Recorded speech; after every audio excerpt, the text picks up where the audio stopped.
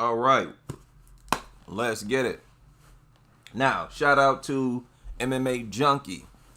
I gotta shout them out because we're not far from the fight, and already they have the best images. They have the best available images of the fight already. So shout out to them.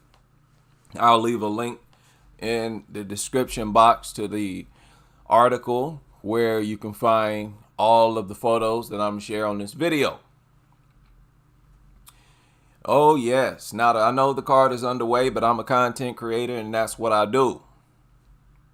Now earlier today, I made a video titled "The Most Dangerous Looking Flyweight,"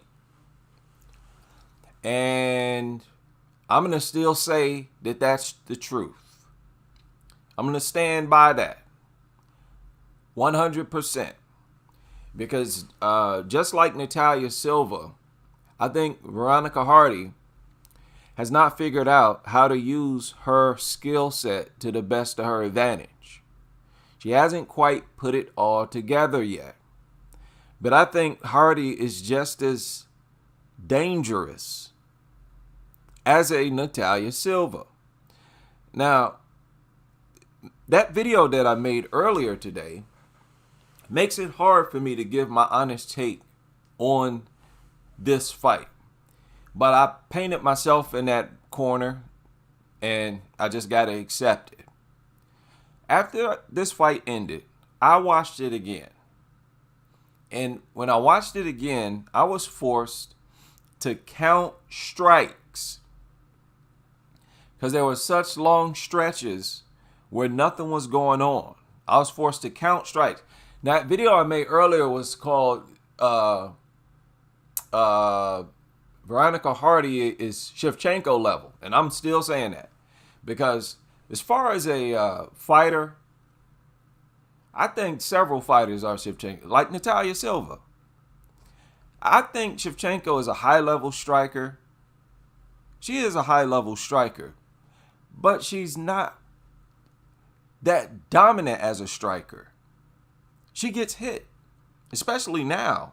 She gets hit, and if you're strong, like Taylor Santos, you can stuff her takedowns and take her down. You can literally, if you're strong enough, and we've already seen that you can be a 125er and be strong enough to outmuscle Shevchenko. We've already seen it. Who's to say that's not going to happen again? And the fact is, we don't know whether or not Manon is strong enough to do that. I don't know why people have recency bias. Shevchenko was getting bullied by Taylor Santos. I made a whole video breaking it down, showing that every takedown Shevchenko got, Santos rejected it. Either stuffed it or immediately reversed it and got on top of Shevchenko. Immediately took Shevchenko's advantage from the takedown, her advantage away from her, her takedown away from her. So, I think it's Manon Fior. As a striker, if Grasso had successful moments striking with Shevchenko, there's no reason why I should think Manon won't. There's no reason why I should think that Silva won't have her moments against Shevchenko. That several other fighters won't. That's just what it is. I think Shevchenko is in an era now where she's about to be tested. It's already started. It's already started. But back to this fight. I'm telling y'all, now this is a difficult situation for me to be in. I should have kept my mouth shut. I should have not have glazed Veronica Hardy like that, but here it goes. This goofy girl, Eduarda Moura, went in there and got outstruck in every single round. Eduarda Moura and her, let me put it like this. Let me put it to y'all like this. Eduarda Moura and her team, to you and your team, y'all need to look at this fight as a loss for you. I'm dead serious. Eduarda Moura, you, your coach, your trainers, your team, your sparring partners, everybody around you, y'all need to look at this fight as a loss on your record. Because this goofy broad went in there and got outstruck in every single round. As soon as that fight ended, I immediately watched it again. And when I watched it again, I made a point to count every single strike. Go back and watch it. Now, with replay, this is why the Weasel is so popular. We have more advantage than anybody else. We got slow motion. We can pause. We can see what actually lands and what don't land. Some of them shots, especially around 2 minutes left, somewhere around there in the third round, Moura in regular time looks like she lands a punch to the head. Use your slow motion if you have it. Use your pause button. You're going to see she don't land nothing. Nothing at all. She missed a whole lot of stuff. And let me tell you something else. Many of those kicks to the body that you thought missed by Veronica actually landed. Those are power shots. Those kicks to the body from a southpaw to an orthodox body using your left leg, them's power shots. Those count just as much as a punch to the face.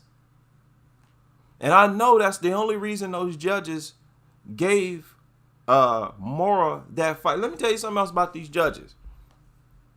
Most of these judges are opioid addicts. Most of these judges are opioid addicts, meth addicts. In their brain, the function of it is very poor. It's very poor. They're not firing on all cylinders. I'm telling you what I know. And I say again, many of those body shots that you thought missed, those body kicks that you thought missed, they landed. And let me tell you, in round one, Goofy Moura got outstruck. She landed like 2 headshots. And I know for a fact that that is what they gave the first round to Moura for. At least one of the judges. One of the judges gave Moura every round. She landed a headshot. The headshot did nothing to Veronica. Now, if you hit somebody in the face, you punch somebody in the face, and it's a clear power shot landed, it's a power shot landed. Now, if they lose their legs and they're hurt for, say, 2-3 minutes, they're out of it, their legs are wobbly and stuff, maybe they fall a couple times, that's argument for a 10-8 round. But if you just land a punch to the face and, your opponent just continues to fight and they're not hurt, you only get credit for a power shot landed. You don't get extra credit because it was a punch to the face. And these are equal power shots, kicks to the body, especially like this, from a southpaw to an orthodox body using their left leg. Those are power shots. That girl Moura got outlanded with power shots and regular strikes in round 1 and round 2. Go back and watch it. Now let's deal with round 2. Boy, oh boy. Boy, oh boy. And this is again why Moura and her team need to take this. Y'all need to take this as a loss on your record. Y'all should train as if this was a loss. This was not beneficial for her. This was not a beneficial experience for her. She got that takedown. Before she got takedown, she was struggling to get it. She had her a waist lock, had it locked around the waist, body lock. And Moura landed 2 knees to the back of Veronica Hardy's hamstrings. Y'all know those knees that they land. They're pretty insignificant. But with this fight, you had to count everything that was landed because it wasn't that eventful. It wasn't that eventful. 2 knees to the back of Veronica's hamstring. And then Moura kind of flattened Veronica out. Go back and watch it. Tried to take Veronica's back. Veronica used the fence to sort of stop her from doing that. And you're going to see Moura was kind of on Veronica's side, but she was on top of her. And you're going to see Veronica land 7 unanswered elbows to the body. That's what you're going to see. Go back and watch it. She's going to land 7 unanswered elbows to the body. Elbows that got pretty good velocity and range of motion on them. Crashed right into her little rib cage. I think there was like 2 partially landed taps from Moura up top, and then she starts eating elbows from the bottom from Hardy. Now, I said this years ago. When you get a takedown and you're on top, if you go on then to get outstruck, you get no credit for that takedown. Let me say that again. Because had some different judges been on their jobs, they would have scored that properly. If you get a takedown, then you go on to get outstruck from the fighter beneath you. And I'm saying she outstruck her by a good 5-6 strikes from the bottom. You goofy girl. If you go on to get outstruck by the fighter that's underneath you, you get no credit for that takedown from me. The whole point in getting a takedown and being on top is to be in an advantaged position. There's no excuse for you to go on to get outstruck by that opponent in that so-called advantaged position. It defeats the purpose of you being in an advantaged position. That's something that people who can't fight do. Oh, let me fall on them and lay on them and get credit for that, because outside of that, they're punching me in the face. They're too much. No, you no credit for me for that. That's part of what UFC used to get mocked for by boxing fans. It's for people who can't fight. You bulldoze, lay on them, and no. You better be getting some significant ground and pound, making them defend submissions. She didn't go after one submission when she was on top, not one. And got outstruck like a goofy. And then in the 3rd round, Moura went out there and got outstruck again. I don't care what the judge cards say. Listen, y'all have no idea how little respect I have for these judges. Y'all, trust me, most likely, y'all respect them more than me. Put it like that. Whoever you are, most likely, you respect what they got to say more than me. I don't care what the judges, nobody say. This goofy girl went out there, got outstruck in every round by a chick who wasn't even pouring it on you. She wasn't even really pouring it on you. And the disadvantage for Veronica was the fact she was moving away. She didn't have to move away from Moura. She should have started walking towards Moura. Moura would have backed up. She would have backed up. Dan Hardy and them, they better get into that. They better start teaching her. If Gomez can walk towards Moura, Veronica should have been able to walk. And she did in a few spots. Don't get me wrong. But man, how? How do you get outstruck? Well, that was horrible. That was horrible on part of Moura. I'm sorry. I mean, let me even right here. This kick, this was in the 3rd round. This kick that you're looking at right now, it landed like on her arm. It landed like on her arm and like her, like this area right here. It's like a partially landed like kick. Go watch the fight. Immediately after this kick lands, Moura eats a left hook to the body. Unblocked. It was a cleaner landed shot than this kick.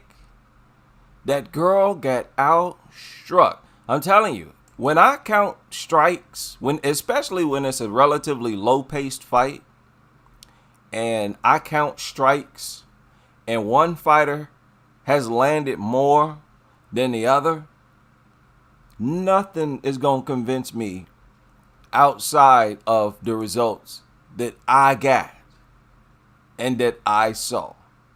So listen, many of you going to disagree with me. And I'm not, and this is why that earlier video I made put me in a tough spot. I should have just kept my mouth shut and then went over the fight the way I am now.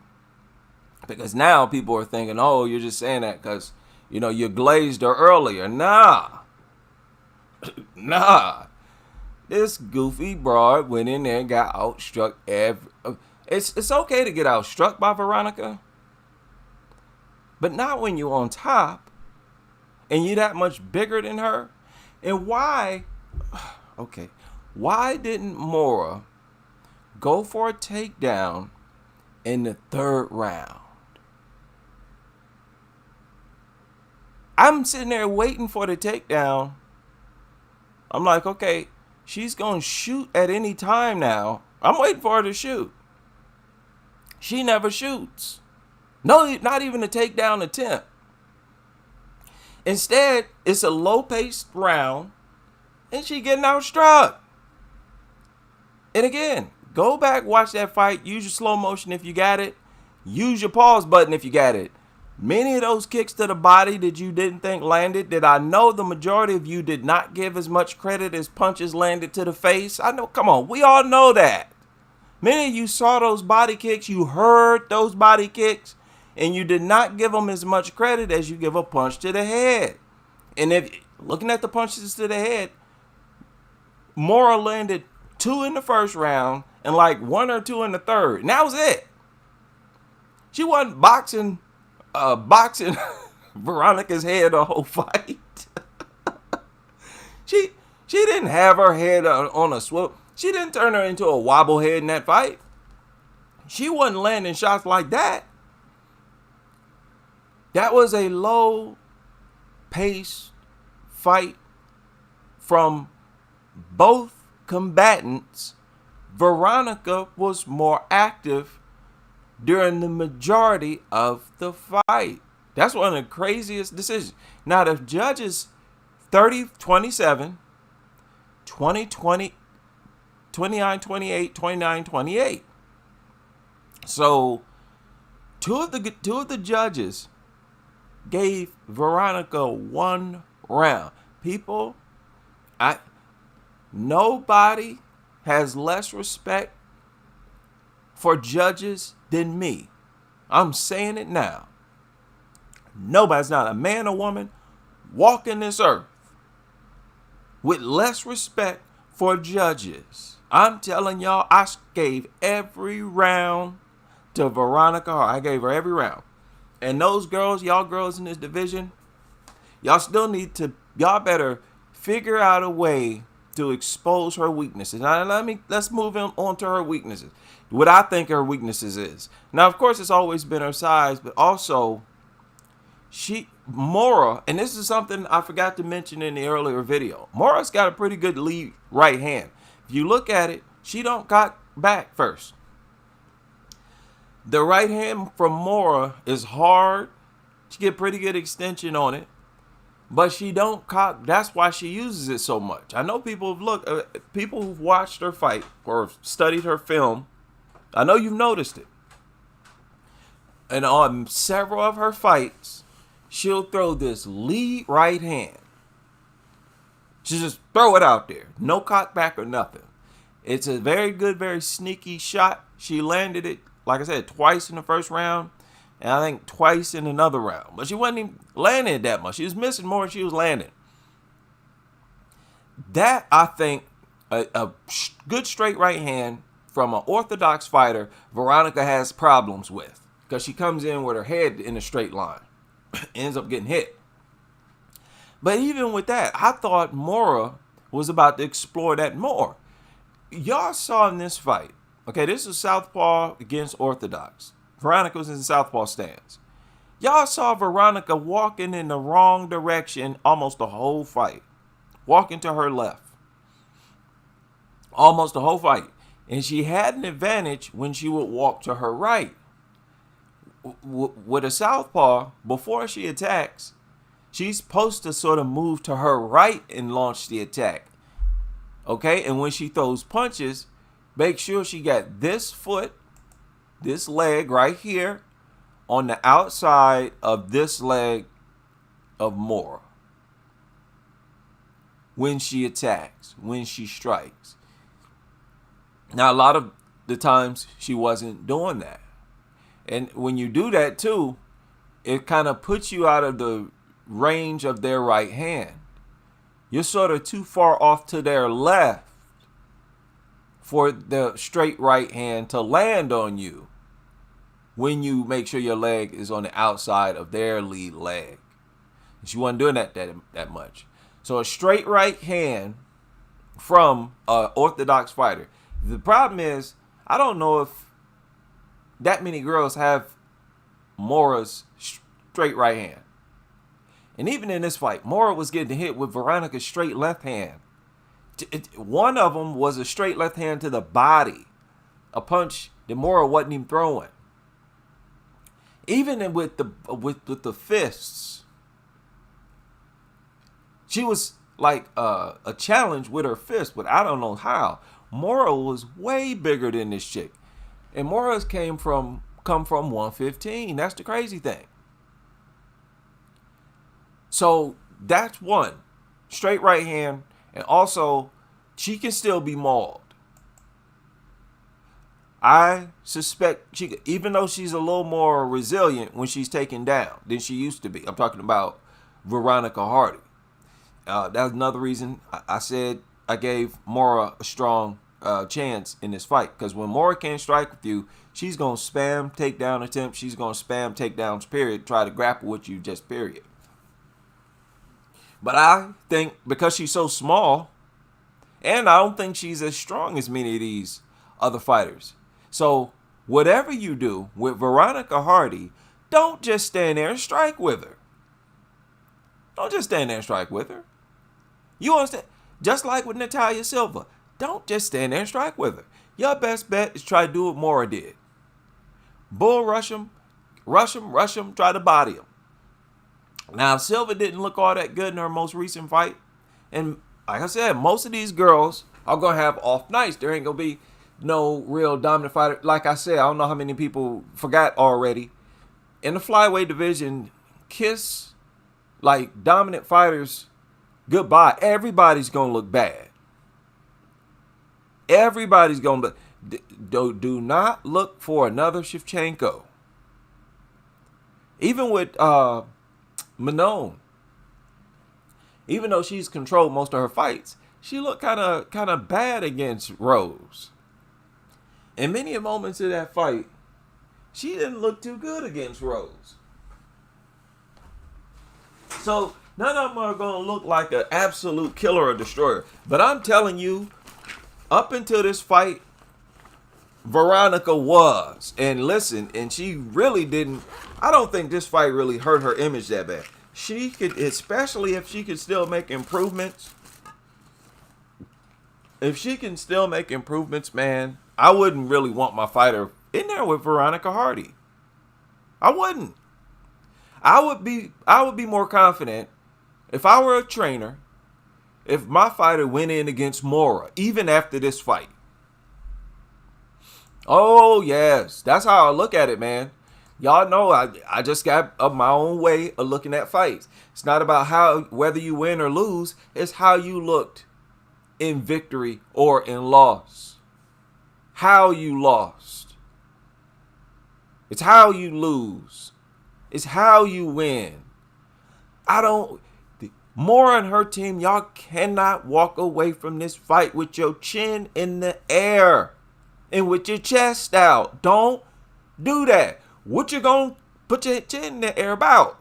Getting outstruck every round? Not being able to slap on submission? Even though you had her underneath you, that girl had her on top of her for what? 2-3 minutes. 2-3 minutes. You get outstruck in the process. No even take a submission attempt from Moura. Girl, what do you have the party about? Oh, we can talk. We can talk. What do you have to stick your chin up in the air about, Moura?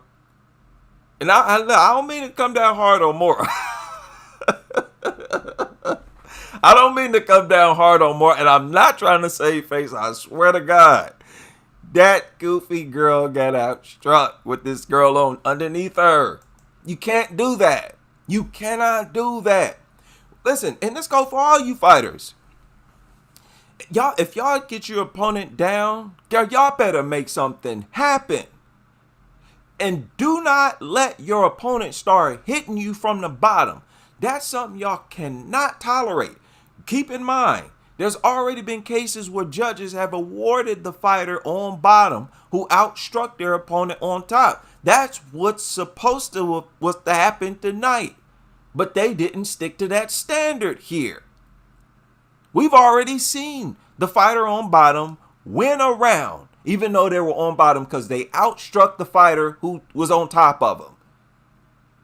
Y'all can't be letting that happen. As soon as I see that happening, you gonna lose credit for that takedown, and you ain't getting no credit for laying your fat butt on top if you getting outstruck by a fighter beneath you. Don't tell me you can't posture up and land some shots on them.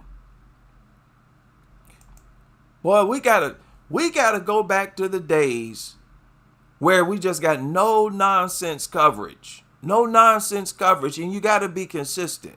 And another thing people need to stay mindful of, especially in today's here in the United States, drug use is rampant. Do y'all know how many people go to work high? Do you know how many people, and they doing hard drugs. They going to work high. They doing everything high. And I don't trust people no more. I don't trust nobody but myself no more. Everybody done lost their faculties. Their brain cells not working right. So, Eduarda Moura, y'all better get out here and work on, y'all need more work. If you ask me, Moura and her team got more work to do than Veronica and her team. This is not a win she needs to go stick her chest out about. Not at all. Not saying that Veronica should throw a party over the fight, but man, please. Man, please.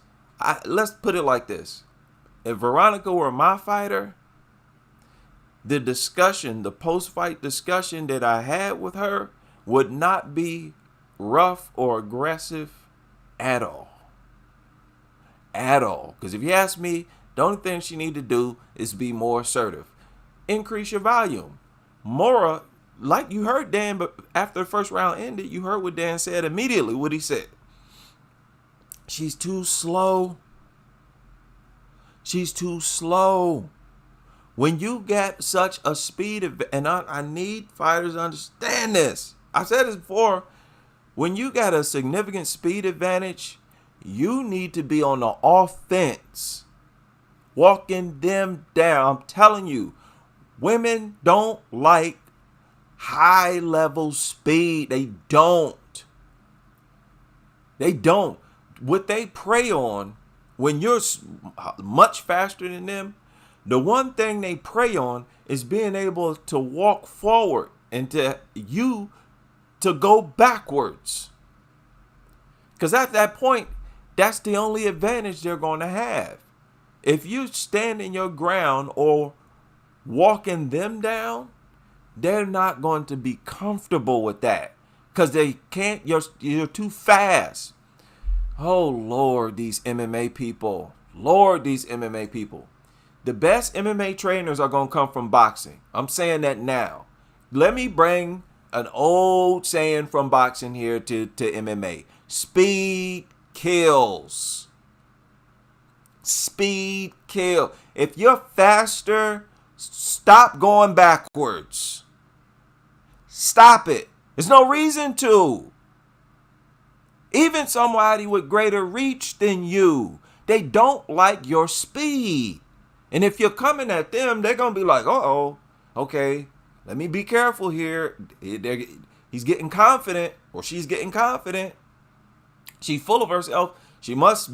They're going to be on the defensive. If y'all notice those fights where the faster fighter is constantly going backwards, look at the moments when that faster fighter decides to go forward. Almost each and every time, that fighter who was going forward and pressing the whole fight suddenly starts going backwards. All that confidence go right out the window as soon as that faster fighter start walking forward or standing their ground. Watch this fight again. Watch this fight again. You're going to see the same thing happen. Every time Veronica decided to stand her ground or walk forward, Moura stood there or walked backwards.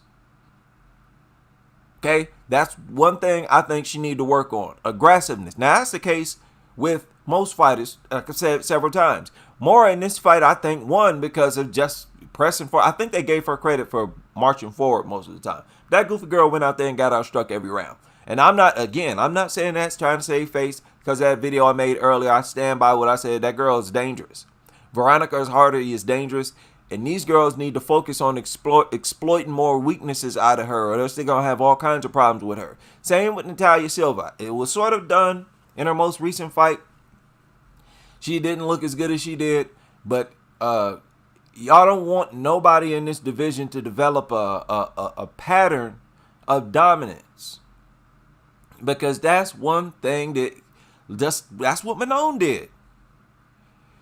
With the women, this is what I'm noticing after, like 3 decades of following combat sports. With the women, it's more likely that they'll become a dominant fighter if they find a system that works. Because, they call it cracking the code. Believe it or not, Floyd Mayweather had a code. He had a code in which he fought. Nobody was able to crack the code. The fighters who came closest to cracking it was 2 different fighters, Marcos Maidana and Jose Luis Castillo. They came the closest. Don't let fighters establish this pattern where they have this style, this murking everybody. Okay, you got to figure out. Now, I think Moura did decent as far as exposing her weaknesses, but you got to be in a orthodox position like Moura was, and you got to have a good straight right hand. And I know, go back and watch it. Moura's right hand is hard to match. It's hard to match because she does not cock it back. She throws it straight from her guard, and it's got good power and fairly decent speed. But you definitely need that right hand from a orthodox position. Now I'm going to land this here, and I will come back after the main event, after the other fight on the card.